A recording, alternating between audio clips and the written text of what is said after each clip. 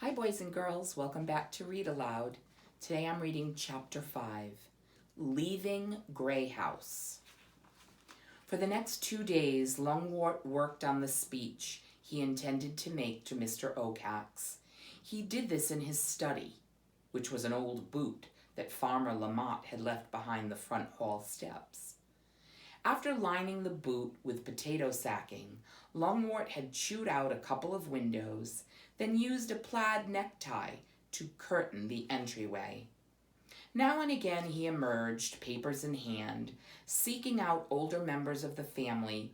He'd corner them and say, "I need you to listen to this." After reading a paragraph or two, he insisted upon knowing what the listener thought. If there were compliments, he said something like, "No, I don't want flattery. I can't use that. I need only criticism." When he received criticism, he always argued that his way was best. Then off he'd go in a grump to make minute subtractions or additions to his writing, none of which had anything to do with either the compliments or the criticisms. While Lungwort prepared his speech, a committee busied itself making a white flag. No one knew whether a flag of this kind was Lungwort's idea or Mr. Oakhax's demand. Even so, whenever there was such a permission party, as the younger mice called it, a crisp new flag was carried, so Mr. Oakhax would have no doubt as to the mice's intentions. It would be Poppy's job to march along with her father, bearing the flag. Poppy, meanwhile, did what she had been told to do, relating the facts of Ragweed's death to all the family. Everyone was upset by the story. Being eaten by Mr. Oakhax was a shared nightmare. Moreover, it happened with some regularity. They were all scared of him. There was considerable tut-tutting and much whisker-twitching. Yet while everyone expressed sorrow, Poppy suspected that few grieved. Worst were the words of comfort that began, "Well, if someone had to be sacrificed." "I don't understand why they disliked Ragweed so," Poppy protested sadly to Basil the night before she and Lungwort were to go to see him. "What harm did Ragweed do to them?" "I can think of 3 things," Basil replied. "He was a golden mouse, not a deer mouse. He came from somewhere else, and he said things that upset them. You know, like, you haven't lived unless you die for something. Remember what he said to Old Plum? A soft belly causes softness at both ends." "But I liked that he was different," Poppy confessed. "He loved adventure. I'll never forget the last words he ever spoke to me. They were so terribly ironic." "What's ironic?" "You know, when the words mean almost the opposite of what you're saying. The last thing he said to me was, 'You don't know how to live like I do.'" "What's ironic about that?" Basil asked. "The next second, Mr. Oakhax killed him." "Oh," Basil shuddered. "Now, Poppy," her mother began as she brushed her daughter's fur for a final time, "above all, do exactly what your father tells you to do. Be respectful toward Mr. Oakhax if he takes notice of you, but if he does not, don't fret. Your father commands his attention. Mr. Oakhax has great respect for your father. Don't so much as squeak until you are spoken to. Then be humble and brief. Remember the old saying, mice should be nice, and for heaven's sake, keep the white flag flying. Above all," sweet Cicely concluded, "remember it's an honor that you were selected to go." "Yes, Mother," Poppy replied, though what her mother was saying made her very uncomfortable. Lungwort appeared at that moment. His hair was slicked down, His whiskers were crisply curled. His tail had been scrubbed to a glowing pink. His thimble hat was set at a natty angle. "Is she ready?" he asked his wife. "I think so." Longwort examined his daughter with a critical eye. "Fine," he said. "A good start promises a good finish. All right, Mother, we should be off." Sweet Cicely gave Longwort a nuzzle, whispering, "Do be careful." "Careful is my middle name," Longwort assured her, and led the way to the porch. There the whole family of mice had assembled for a send-off. Fireflies had been gathered, and now released, gave the moment a festive mood. Poppy, holding the flag, stood at the foot of the porch steps. Longwort scampered atop the old porch rail and faced the crowd. "My fellow mice," he began, paws clasped comfortably over his plump belly while he surveyed his family with solemn regard. "I am about to leave for my meeting with Mr. Oacax. Now I need to remind you of how important this is. A moment for the multitude of mice to memorize." Poppy, unable to make much sense of the words, stopped listening. She was searching for Basil in the crowd.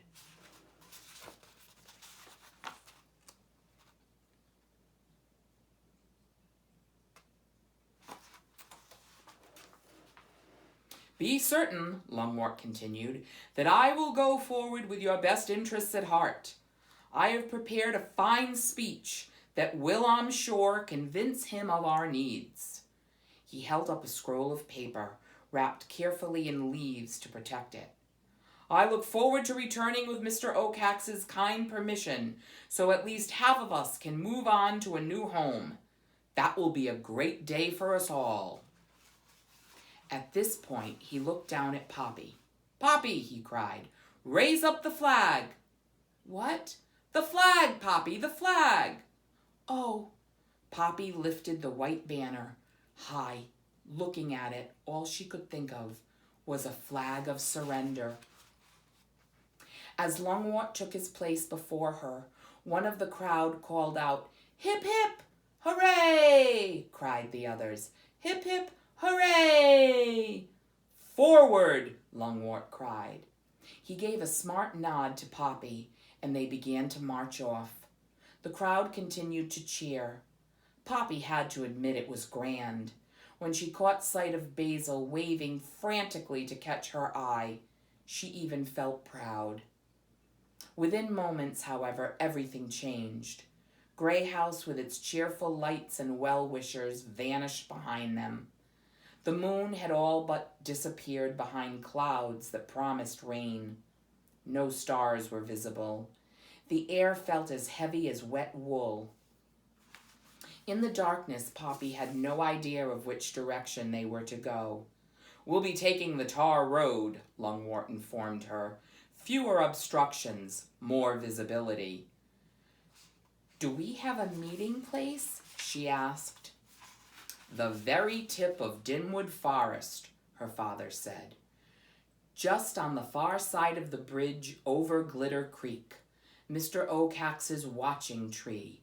He's there most nights. Can't miss it. It's a huge dead oak." "How come it's dead?" "It was hit by lightning." "Was Mr. Oacax on the tree at the time?" Longwort chuckled. "Poppy, there are those who say Mr. Oacax made the lightning himself. He's that kind of bird. Now, my dear, do keep that flag up." Poppy tried, but she was wondering what kind of chance they'd have with an owl who made his own lightning.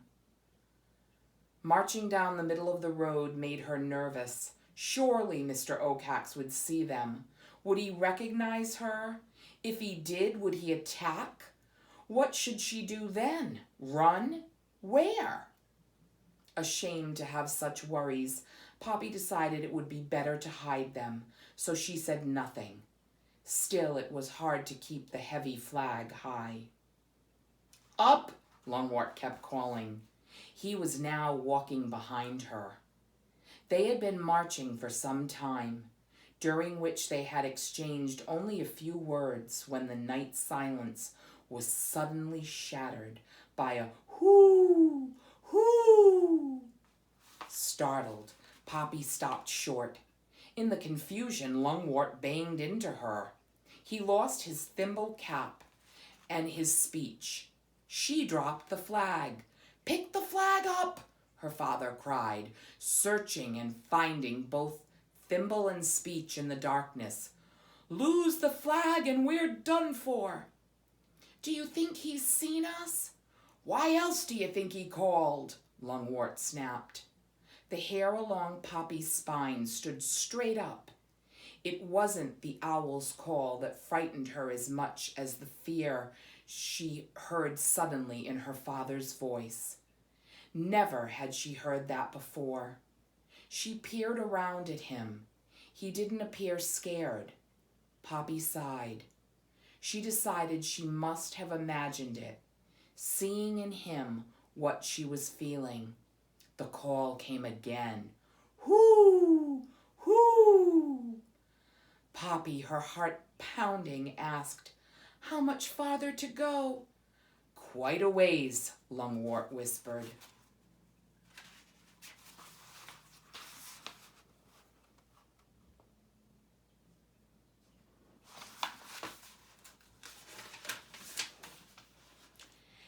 They listened again. No more calls came. Lungwort adjusted his hat and gave a forced chuckle. "Actually, I suspect that call was just some good-natured joshing." "Papa?" "What?" "I'm glad you're here." Lungwort replied, but Poppy sensed he was pleased. She felt better until he said, "But do keep that flag up." The owl's call came again. For a second time, Poppy stopped. Her father did too. They listened intently for a few moments. Then Lungwort whispered, "Just as I thought. He's joking. Lighten up, child." They moved on. Poppy didn't like to contradict her father, but she doubted Mr. Oacax's calls were a joke. She rather suspected the owl was trying to scare them, and as far as she was concerned, he was succeeding. Rain began. It came softly at first, but when a clap of thunder burst right overhead, making them jump, the drizzle turned into a deluge. Within seconds, they were soaked. The tar-covered road ran with water. The flag became heavier and spattered with mud. "Shake out the flag," Lungwort cried. "It must stay white." Poppy tried to do as she was told, but it was difficult. They trudged on. Off to the left, flashes of lightning allowed Poppy to see the tall trees of Dimwood Forest. Although she, like all the mice, was well aware of the forest, she had never visited it. Who would want to? She'd been taught too many fearsome things about its huge size, its dreadful darkness, the fact that Mr. Oacax had a secret home there. Equally alarming was the knowledge that Dimwood Forest was full of animals that hunted mice. Animals like porcupines. Poppy made herself look in another direction. "We're getting close," her father said, his voice tense. Poppy cocked an ear. Over the continual splash of rain, she heard the rushing waters of Glitter Creek. Then the tar road twisted sharply to the left. They had reached the bridge, a row of heavy wooden planks thrown across the creek. The gaps between the planks were wide enough for a mouse to fall through. Lungwort chose the middle plank, and Poppy followed. Despite her best intentions, she couldn't keep from peeking down. Normally, Glitter Creek was serene. The summer rains had made it high, fast, and fairly roaring. Poppy stole a nervous glance at her father. He had stopped to pull at his whiskers. She had never seen him so agitated and wondered suddenly if he would be able to protect her. She never asked the question before, never had to. Just to think it upset her. She looked to her father for reassurance, but all she saw was his frailty. She knew then that he was just as frightened as she was. The realization made her stomach ache with tension. Lungwort caught her looking at him. "Flag!" he cried, moving forward. Poppy managed to lever the flag up just as she stepped off the bridge. The moment she did, the air was rent with yet another of Mr. Oaxax's cries. "Whoo! Whoo!" "There he is," Lungwort exclaimed. Poppy looked up. As the lightning flashed and thunder rumbled, Mr. Oaxax's dead oak seemed to leap forward. Against the darkness of Dimwood, she saw that the owl's branch reached out like a claw.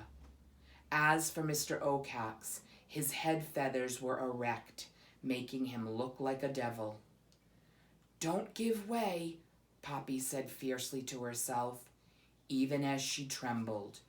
"Don't give way."